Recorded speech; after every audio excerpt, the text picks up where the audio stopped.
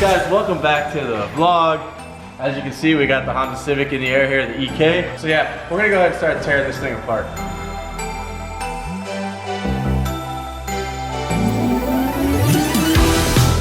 All right, we went ahead and unbuttoned a bunch of stuff from the bottom of the car. Now we're gonna move on to the front, get all the fluids drained, and start getting this engine out. Ain't that right, Rickie? That's right. It's coming out in an hour and a half. Whoa, that's ambitious.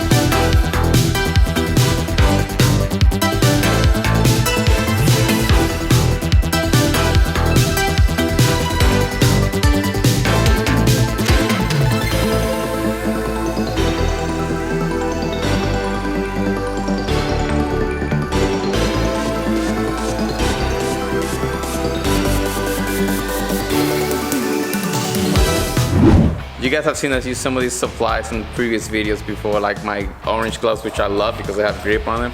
And if you guys seen Mickey's been using the green one. Thank you so much, Glenn, for hooking us up with this part. Really hooked us up with all these supplies and they're freaking awesome. Thank you so much. He's also the one that supplied me with these guys that you guys see me use with the lights. Mickey's jealous, but I got to him first. Glenn actually stopped by the other day and we shot a little clip, which you guys will see now. Yeah, I put together a care package for you guys. You provide product for the whole West Coast business to business. So if you own a body shop and you're looking for product, hit up Total Sales Guy. We got McGuire's, we're hired by McGuire's, SAS Safety, Billy Clark, all your towel needs, all your wiper needs. Onion board, what this is for you when you're mixing your filler. When you're done with that, you always have it. In every color you need. Look at these throttle orange. There you go. High vis colors is what they call them. Cool. Braymax and also U-Fall. Thanks, guys.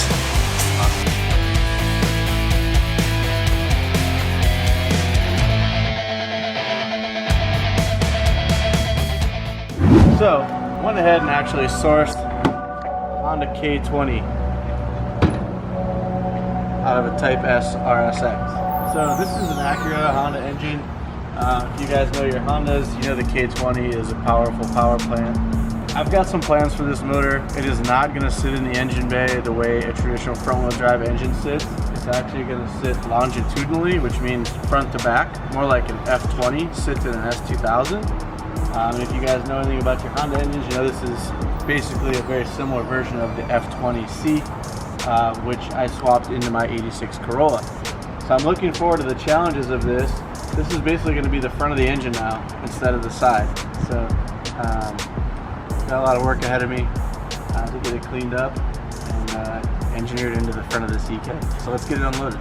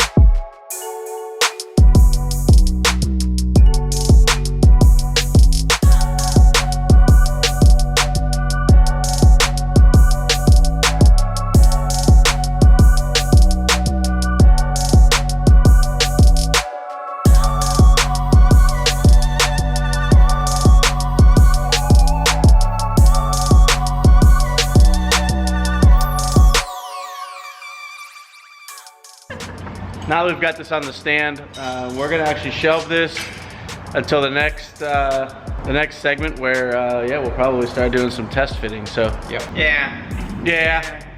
So where are we gonna roll this baby to?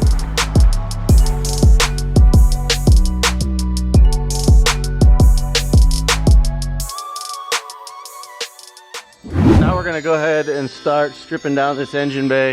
It is an absolute disaster mess in here. You can tell the engine mounts were not any good because the pulley was actually hitting the frame rail. This mount was completely blown out and in two pieces. This mount looks like it had been replaced, but a couple of the bolt holes were stripped out. This mount, as you can see, is complete. Oh my God, yeah, she's toast. So we're gonna go ahead and rip all this out. Most of it had to come out anyway for the rear wheel drive conversion, so no harm there. I guess we're gonna start planning how we're gonna do this front setup. And as you guys can see here, there's not a ton of room for a transmission to sit in here, so this guy's gonna have to go away. I do know the EG subframe bolts in here, and the EG has more clearance, or even a DC has more clearance up here for activities. And here's the thing, it'll give us so much extra space in our room to do activities. So I'm gonna consider using one of those, but I think we'll probably end up building a tubular subframe so that we can squeeze the transmission underneath the car. At this point, we are planning on using an F20C transmission out of an S2000. It's probably gonna require quite a bit of work in this area to get it to fit sort of up and under the car far enough that it's not going to be an issue touching the ground or whatever if we go over bumps. So I'm really curious to see how this all works out. I know we can do it. It's just how much modification do we have to make to get it done. So I'm gonna get back to work. We got tons to do. I also want to get this fuel tank out of here as well, because as you can see, the fuel tank is in the way. If our drive shaft is running through here, it's gonna make contact with the fuel tank. So that's got to go. And that also opens up room in front of this rear subframe on the bottom of the unibody here that's gonna mount our differential. So this has to go for sure. And we will be making a custom fuel cell for this car that will either come in behind the gas tank here in this area, or we'll make a tank that fits up inside the rear seat area. So we've got a lot of work ahead of us, but we're gonna keep plugging along here and getting this thing cleaned up so that when my buddies that are gonna be helping us out with this over at FCS come down, we've got some things sorted and ready for them to go. So we're gonna jam.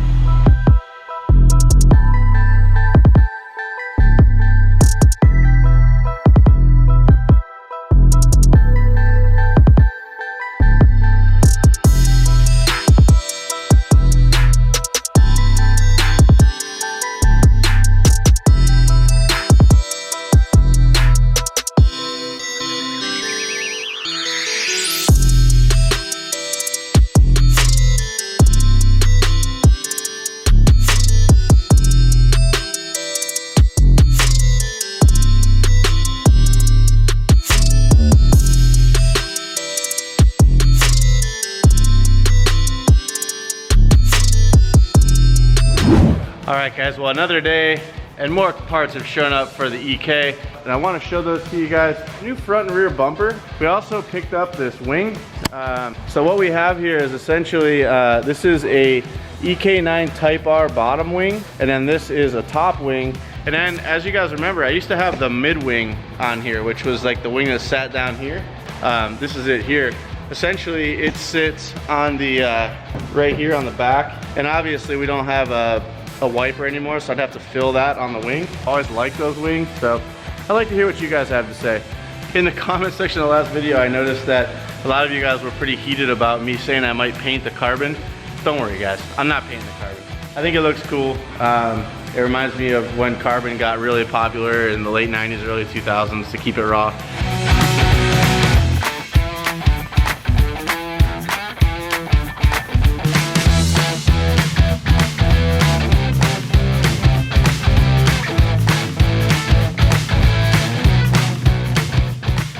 Okay guys, if you've never seen these before, these are pretty trick little guys. They're little plastic tabs, and they have a little, I don't know, I guess it's just like a insert And what you do is, I've already placed these here. You put some tape on them and you stick them in the bolt holes where you need to drill a hole. And what this does, it allows you to blindly figure out where the holes go on your part. This part doesn't have any holes in it. These things are lifesavers. These came with the wings, so shout out to the wing manufacturer for including these. So we're gonna go ahead and lay this on, tape these down, we'll pull the wing off, and these stay on the car, and then we can drill right where those raised areas are. Good stuff.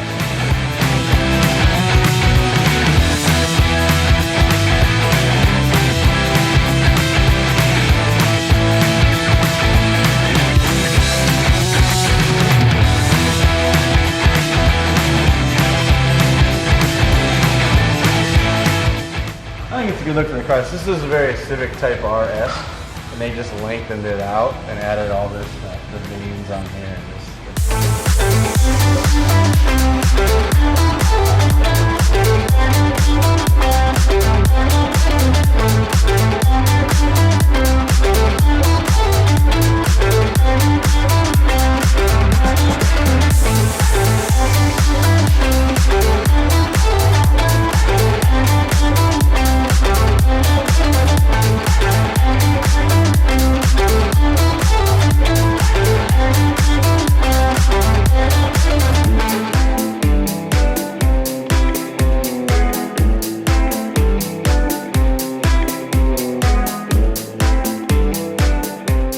I went ahead and I tossed the original hardware that came with this kit. Of course, I gotta support the homeboy Frank at Downstar. We got some Downstar hardware holding this together, which is nice. It's stainless and aluminum, so it's not gonna rust underneath here. But what we had to do is mount the bottom Type R wing to the top wing. So now that one piece, Mr. Beckerman here is gonna hold it in place for me. Hey, while I put the hardware at the bottom after I mounted the screws. So I haven't even seen it on the car yet. You guys have seen it before me.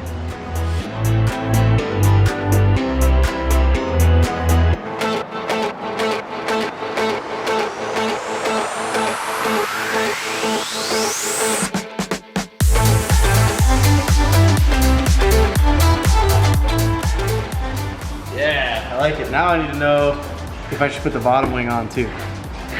All right, guys, so we're moving on to the next project here. And I came up on a little treasure. I found a car that was hit in the back. It was a 2000 Civic. Oh, hey, Ricky. What's going on, brother? And it had this set of headlights in it, and they were not damaged other than the obvious yellowing and just overall poor surface from the sunlight out here in California. These ones I picked up for 50 bucks with the hopes that Ricky and I could grab some 3M and Meguiar's products and clean them up and polish them out. And then a couple hours of Ricky and I's time to restore them. They should look good as new, but we're gonna try it and see how they turn out.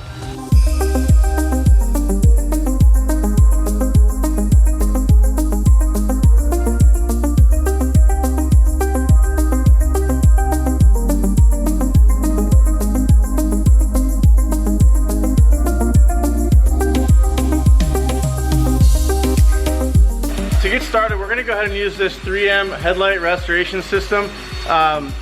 We've had good luck with these in the past. It's a 3-stage system. I think it's a 500, an 800, and a 3000 grit, and it's meant to be used with a cordless drill. So yeah, just super simple. You can find these at your local auto parts store. Fairly inexpensive for the result that you get. With any luck, these things will turn out looking brand new.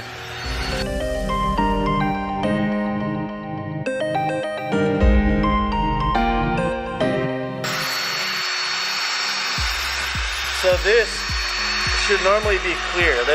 I should make it very clear that there's no solution on here other than water. Correct. We sprayed it with water, and then Ricky's running the 500 over it, basically removing the top layer. And the reason this is so yellow is it's taking off the yellow layer off the top of the plastic. That's disgusting. It looks like wax. Yeah.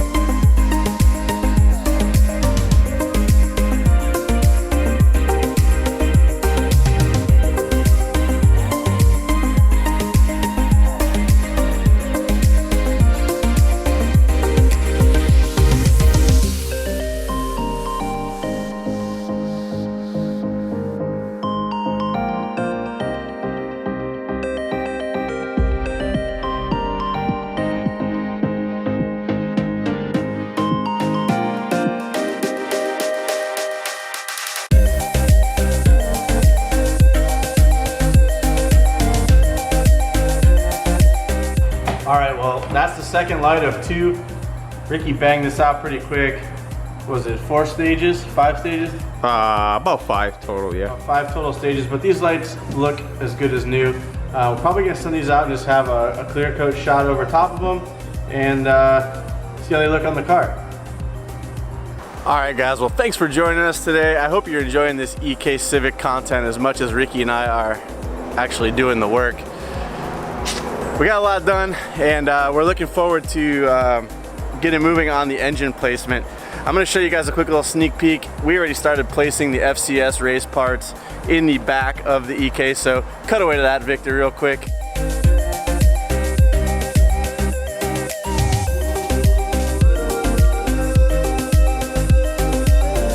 All right, well, the rear-wheel drive stuff is super exciting, and I can't wait to keep moving on it. So you guys should definitely hit that subscribe button and also turn on your post notifications so you don't miss any of this EK content. We've got some bangers coming from you guys. Thank you so much for the support. We'll see you in the next one.